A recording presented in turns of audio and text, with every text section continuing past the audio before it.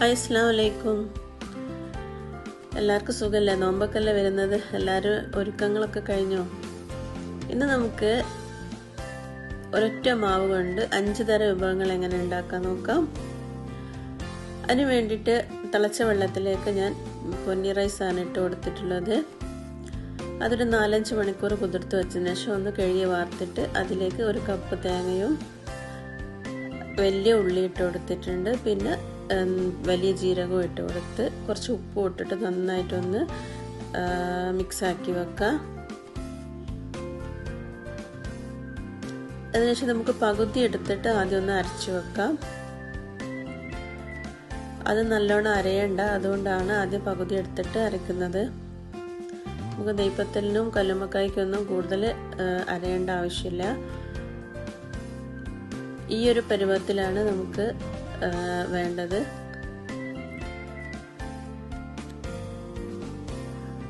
ഇനി ഒരു ബൗളിലേക്ക് നമുക്ക് അരച്ചു വെച്ച മാവ് വെച്ച് കൊടുത്തതിന് ശേഷം അത് കുറച്ച് ലൂസിലാണല്ലോ ഉണ്ടാവുക. അപ്പോൾ നമുക്ക് എന്ത് ചെയ്യാം, കുറച്ച്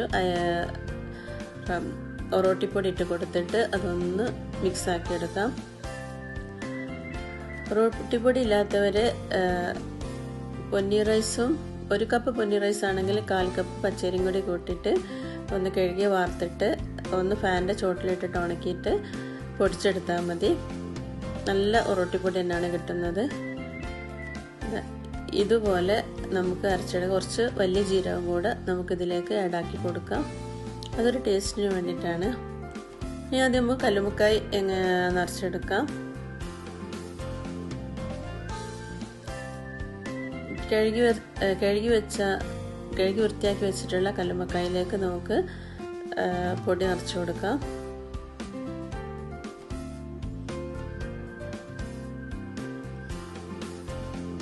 ഇതുപോലെ നമുക്ക് എല്ലാ കല്ലുമ്മക്കായ ഇതുപോലെ നിറച്ചെടുക്കാം. അതിനുശേഷം നമുക്ക് മുളക് പൊടി, മഞ്ഞൾപ്പൊടി, ഉപ്പൊക്കെ ഇട്ടിട്ട് ഒന്ന് മസാല തേച്ച് വെക്കാം. അതിനുശേഷം നമുക്കിത് ഇതേപോലെ പൊരിച്ചെടുക്കാം. നല്ല കല്ലുമ്മക്കായ നമുക്ക് കിട്ടും. നമുക്ക് നെയ്പത്തൽ എങ്ങനെ ഉണ്ടാക്കാൻ നോക്കാം.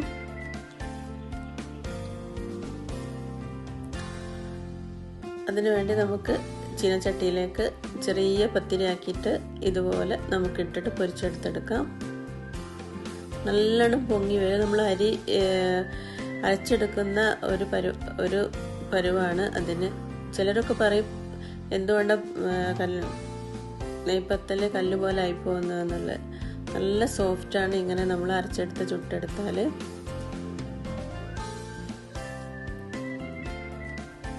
നല്ല ടേസ്റ്റും ആയിട്ടുള്ള നെയ്പത്തലാണ്. നിങ്ങളെല്ലാവരും തയ്യാറാക്കി നോക്കുക. നമുക്ക് പെട്ടെന്ന് തന്നെ പൊരിച്ചെടുക്കാൻ കഴിയും. നല്ലോണം എണ്ണ ചൂടാവണം. നല്ല തീ തന്നെയാണ് ഫ്രൈ ചെയ്തെടുക്കുന്നത്.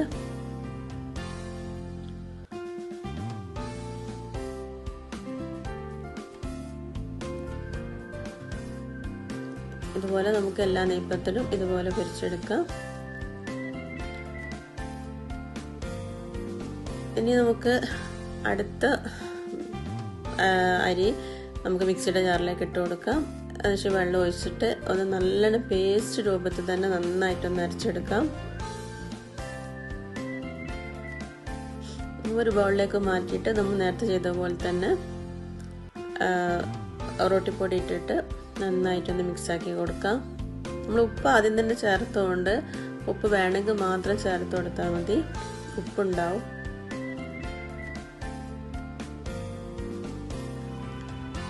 ഇനി ആദ്യം നമുക്ക് പുഴുങ്ങൽ റൊട്ടി എങ്ങനെ ഉണ്ടാക്കാൻ നോക്കാം.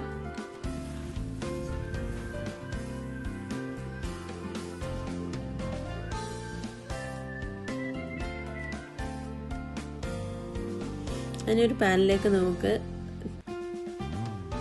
ഓയിൽ ഒഴിച്ചു കൊടുത്തിട്ട് നമുക്ക് ചെറുതാക്കി അരിഞ്ഞു വെച്ചിട്ടുള്ള ഉള്ളി ഇട്ട് കൊടുക്കാം. ഉള്ളിയുടെ കണക്കൊന്നും പറയുന്നില്ല. അതൊക്കെ നമ്മുടെ ഒരു ഇഷ്ടം. നമുക്ക് എത്ര ക്വാണ്ടിറ്റി വേണോ അതിനനുസരിച്ചിട്ടാണ് ഉള്ളിയും തക്കാളിയൊക്കെ എടുക്കേണ്ടത്. ഇഞ്ചി ഇട്ട് കൊടുത്തിട്ട് ആവശ്യത്തിന് ഉപ്പ് ഇട്ട് കൊടുത്തിട്ട് നന്നായിട്ടൊന്ന് വഴറ്റിയെടുക്കാം. കുറച്ച് മുളക് പൊടി ചേർത്ത് കൊടുക്കാം. അതിനുശേഷം നമുക്ക് അരച്ചു വെച്ചിട്ടുള്ള അരപ്പ് ചേർക്കാം. അതിലേക്ക് തേങ്ങയും വലിയ ജീരകവും ചെറിയ ഉള്ളിയും കൂടെ ഇട്ടിട്ടുള്ളത്, അതും ഇട്ട് കൊടുത്ത് കറിവേപ്പിലയും കൂടെ ഇട്ടിട്ട് നന്നായിട്ടൊന്ന് മിക്സ് ആക്കാം. അതിലേക്ക് പൊരിച്ച ഓയിൽ ഉണ്ടാവുമല്ലോ, നമ്മൾ അതും കൂടെ ഇട്ട് കൊടുത്താൽ നല്ലൊരു ടേസ്റ്റാണ്. മീൻ പൊരിച്ചിട്ടുള്ള ഓയിൽ. ഞാൻ അയില വെച്ചിട്ടാണ് ഈ ഒറോട്ടി ഉണ്ടാക്കുന്നത്. നമുക്ക് ഇതുപോലെ വാഴൻ്റെ ഇലയിൽ ഒറോട്ടി പരത്തിയെടുക്കാം. ഇനി ഒരു ഒറോട്ടി കൂടെ നമുക്ക് പരത്തിയെടുക്കാം.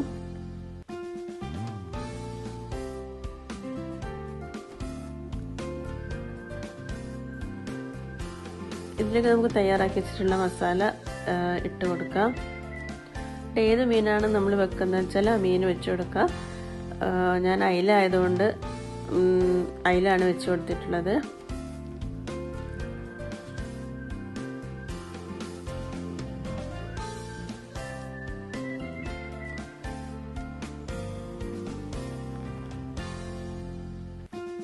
ഇനി മറ്റേ ഒറോട്ടി കൊണ്ട് നമുക്കിത് ഇതിൻ്റെ മേലെ വെച്ച് കൊടുക്കാം.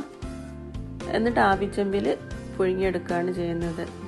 ഇതുപോലെ എല്ലാ ഒറോട്ടിയും ഇതുപോലെ ആക്കിയെടുത്തിട്ട് നമുക്ക് ആവിച്ചെമ്പിൽ വെച്ചിട്ട് പുഴുങ്ങിയെടുക്കാം. ഇപ്പം നമ്മുടെ ഒറോട്ടി റെഡി ആയിട്ടുണ്ട്. ഇനി നമുക്ക് അടുത്തത് കക്കറോട്ടി എങ്ങനെ തയ്യാറാക്കാൻ നോക്കാം.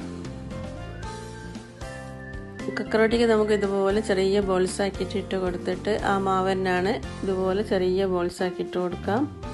അവിടെ അതും ആവിച്ചെമ്പിൽ വെച്ചിട്ട് ഒന്ന് ആവി കയറ്റിയെടുക്കാം. അതിനുശേഷം നമുക്ക് ഇറച്ചിക്കറി ഉണ്ടാക്കിയതിന് ശേഷം, ഞാൻ ഡീറ്റെയിൽ ആയിട്ട് വീഡിയോ കാണിക്കുന്നില്ല, ഇറച്ചിക്കറി ഉണ്ടാക്കിയതിന് ശേഷം അതിലേക്ക് കക്കറോട്ടി